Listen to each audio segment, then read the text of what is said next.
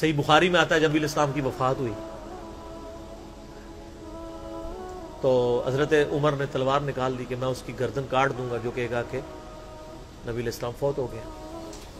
ان کا یہ عقیدہ تھا کہ جس طرح موسیٰ علیہ السلام 40 دن کے لیے کوہ طور پہ گئے، نبی الاسلام بھی ڈورمنٹ پوزیشن میں چلے گئے، واپس آ جائیں گے، کیونکہ انہوں نے نبی الاسلام سے سنا تھا کہ رومن اور پرشین امپائر گرے گی، تو وہ یہ فورس ہی کرتے تھے ابھی تو کسرا کی جنگیں ہم نے لڑی نہیں ہیں، تو حضور اس سے پہلے کیسے دنیا سے جا سکتے ہیں؟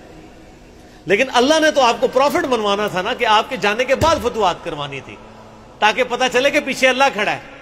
اپنی زندگی میں تو بڑے بڑے بادشاہوں نے فتوحات کی ہیں، نبی علیہ السلام کی تو دعوت کا کلائمیکس حضرت ابوبکر پھر حضرت عمر عثمان علی کے دور میں جا کے ہوا ہے، جبکہ عرب قبائل بھی مرتد ہو گئے ہیں، تب بھی اللہ کے پیچھے سپورٹ تھی۔ والذی ارسل رسولہ بالہدی ودین الحق لیظہرہ علی الدین کلہ ولو کرہ المشرکون، اللہ نے اس کو دین کو غالب کرنا تھا۔ تو بخاری کے الفاظ ہیں، حضرت عمر نے کہا میں اس کی گردن اتار دوں گا۔ حضرت ابوبکر آئے، انہوں نے حضرت عمر کو دیکھا، اگنور کر کے سیدھا حجرہ عائشہ میں گئے، نبی علیہ السلام کے مبارک کفن کو ہٹا کے آپ کے ماتھے پہ بوسہ دیا اور کہا یا رسول اللہ آپ پہ 2 موتیں جمع نہیں کرے گا، ایک موت تو سب کے نصیب میں ہے، اب تو ہمیشہ کی زندگی آپ کو اللہ نے آخرت کی دے دی ہے۔ اور پھر باہر نکلے، حضرت عمر کو کہا کہ عمر بیٹھ جاؤ، حضرت عمر نے بات نہیں سنی، تو حضرت بکر ممبر کی طرف چڑھے، ممبر پہ چڑھے اور لوگوں سے کہا کہ عمر کو اس کے حال پہ چھوڑ دو۔ حدیث کے الفاظ ہیں کہ لوگ حضرت بکر کا ریگارڈ باقی اصحاب سے زیادہ کرتے تھے، حضرت عمر کو تنہا چھوڑ کے لوگ حضرت ابو بکر کی طرف متوجہ ہو گئے۔ پہلے وہ جو سارا میلہ ان کے گرد لگا تھا شفٹ ہو گیا، تو انہوں نے حمد و صلات کے بعد انہوں نے کہا اما بعد فمن کان یعبد محمدا فإن محمد قد مات۔ سر کلیجے پہ کتنا بڑا پتھر رکھا ہوگا حضرت بکر نے جملہ بولتے ہوئے کہ جو محمد کی عبادت کرتا تھا وہ جان لے کہ محمد کو موت آ گئی ہے۔ ومن کان یعبد اللہ، اور جو اللہ کی عبادت کرتا ہے وہ جان لے ان اللہ حی لا یموت، اللہ زندہ ہے، اللہ کو کبھی موت نہیں آئے گی۔ کیا توحید کی تعلیمات ہیں! حضور کی میت کے اوپر حضور کے فضائل نہیں بیان ہو رہے، توحید بیان ہو رہی ہے۔ Point to be noted. کیوں؟ سر پہلے نہیں انسانیت نے رسک لیا، دنیا کا سب سے بڑا شرک ایک پیغمبر کے نام پہ تو کھڑا ہوا ہے، عیسیٰ ابن مریم کے نام پہ۔ نبی علیہ السلام کو عیسیٰ ابن مریم نہیں اللہ نے بننے دیا۔ ایسے تربیت یافتہ وہ صحابہ جو کل تک آپ کے وضو کا پانی نیچے نہیں گرنے دے رہے تھے، آج وفات پہ کھڑے ہو کے فرضی خطبہ دے رہے ہیں۔ جو محمد کی عبادت کرتا تھا جان لو محمد کو موت آ گئی ہے، جو اللہ کی عبادت کرتا تھا جان لو اللہ زندہ ہے۔ پھر آیت بھی پڑھی، صرف فرضی جملہ نہیں بولا۔ آپ تو کہہ رہے ہیں شرک ختم ہو گیا، حضرت بکر جب شروع نہیں ہوا تھا اس وقت بھی کہہ رہے تھے کہ نبی علیہ السلام کو کسی نے خدا نہیں بنانا، کیونکہ بخاری کی حدیث ہے، دیکھنا میری شان کو اس طرح بلند نہ کرنا جس طرح عیسیٰ ابن مریم کو لوگوں نے کیا۔ میں اللہ کا بندہ اور اس کا رسول ہوں، مجھے اللہ کا بندہ اور اس کا رسول ہی کہنا۔ سر وارفتگی، دیوانگی، عشق کی ساری کیفیت حضور کی وفات کے بعد بالکل چینج ہوگی صحابہ کی۔ ہونا تو چاہیے تھا جو وضو کا پانی نہیں گرنے دے رہے تھے جا کے قبر کی مٹی چاٹنا شروع کر دیتے، ایسا نہیں ہوا۔ وہ تعلیمات کی باؤنڈریز کو کراس نہیں کرتے تھے۔ تو پھر انہوں نے آیت پڑھی سورہ آل عمران آیت نمبر 144، وما محمد الا رسول قد خلت من قبلہ الرسل افإن مات او قتل انقلبتم علی اعقابکم۔ محمد تو نہیں مگر ایک رسول ہی، اگر یہ فوت ہو جائیں یا دین جو جنگ میں قتل کر دیے جائیں، شہید ہو جائیں، کیا تم دین سے الٹے قدم پھر جاؤ گے؟ جو کوئی دین سے الٹے قدم پھیرے گا اللہ کا کوئی نقصان نہیں کرے گا، اور اللہ ثابت قدم رہنے والوں کو جزا دے گا۔ پھر سورہ الزمر کی آیت نمبر 30 پڑھی، انک میت وانہم میتون، اے نبی تمہیں بھی مرنا ہے اور ان کو بھی موت آنی ہے، تمہارے مخالفین کو، پھر تم اللہ کے حضور جھگڑو گے، اللہ تمہارا فیصلہ کرے گا۔ یہ سیدنا ابوبکر کی حضور کی وفات کے وقت استقامت تھی۔ پھر جھگڑا کھڑا ہو گیا حضور کو دفنانا کدھر ہے؟ جامعہ ترمذی میں حدیث ہے، سیدنا ابوبکر کہتے ہیں کہ میں نے نبی علیہ السلام سے یہ بات سنی تھی کہ اللہ اپنے پیغمبر کو وہیں پہ موت دیتا ہے جو اس کے لیے سب سے پسندیدہ جگہ اللہ کے نزدیک ہوتی ہے، تو حضور کی جو چارپائی ہے نا اس کے نیچے ان کی قبر کھودو، وہاں پہ اللہ نے ان کو موت دی۔ پہلے صحابہ میں رائے نہیں طے ہو رہی تھی کہاں دفنانا۔ پھر سنن نسائی الکبریٰ کے اندر پورا وفات النبی چیپٹر ہے، سنن ابن ماجہ میں بھی موجود ہے کچھ حصہ اس کا۔ پھر لوگوں نے پوچھا کہ نبی علیہ السلام کا جنازہ ہوگا؟ انہوں نے کہا ہاں ہوگا۔ اسی طریقے سے تکبیر کہو اور سورہ فاتحہ اور اس کے بعد درود شریف اور اس طریقے سے 4 تکبیرات پڑھو۔ لیکن ایک فرق تھا کہ نبی علیہ السلام کو پروٹوکول صحابہ نے دیا ہے کہ آپ کی جو جنازے کی نماز ہے نا وہ جماعت کے ساتھ نہیں ہوئی۔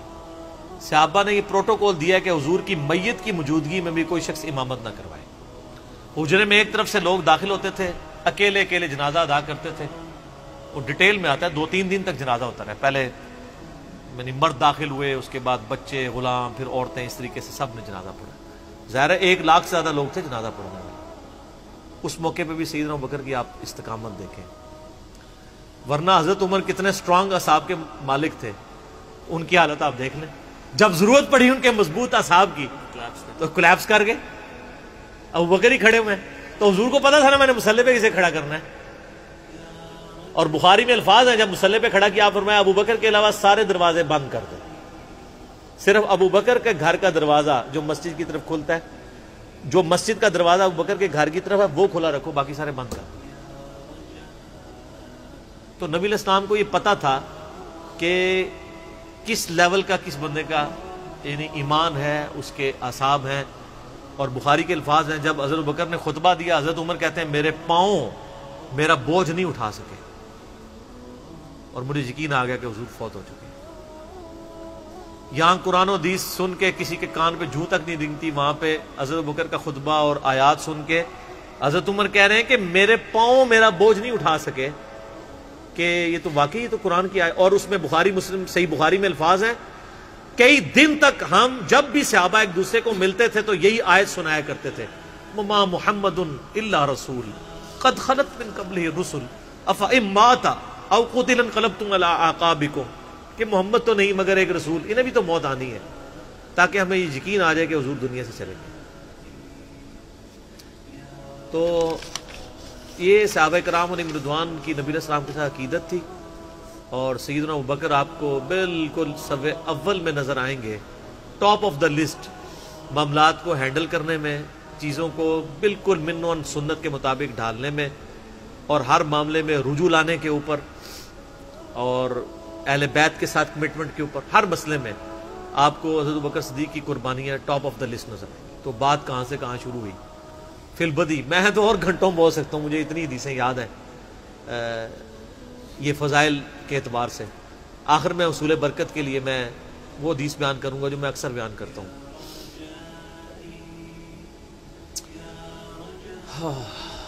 عبداللہ بن عباس رضی اللہ تعالیٰ عنہما کہتے ہیں، بخاری اور مسلم دونوں میں،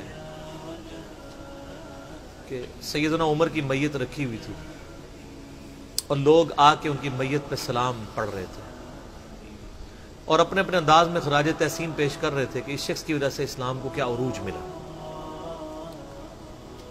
تو کہتے ہیں اتنے میں میں نے محسوس کیا کہ ایک شخص میرے پیچھے آ کے کھڑا ہوا اور اس نے میرے کندھے پہ یوں کونی رکھی، میری پیٹھ اس کی جانب تھی، اس نے کونی میرے کندھے پہ یوں رکھی، اور حضرت عمر کی میت سے مخاطب ہو کے کہنے لگا کہ اے عمر، اللہ تجھ پہ رحم فرمائے، تو روئے ارض پہ ان لوگوں میں سے ایک شخص تھا کہ میری بھی خواہش تھی کہ میں ان اعمال کے ساتھ اللہ کے حضور پیش ہوتا، کہ اگر اللہ کے حضور پیش ہونے کے لیے مجھے بہترین اعمال چاہیے تو تیرے اعمال۔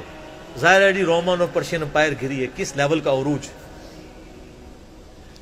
کیونکہ میں نے رسول اللہ صلی اللہ علیہ وآلہ وسلم سے بارہا سنا تھا، میں ابو بکر اور عمر داخل ہوئے، میں ابو بکر اور عمر نکلے، میں ابو بکر اور عمر نے یہ کیا، تو مجھے بڑی امید تھی کہ تم اپنے 2 ساتھیوں سے جا ملو گے، یعنی رسول اللہ اور ابو بکر کے ساتھ صلی اللہ علیہ وآلہ وسلم رضی اللہ تعالیٰ۔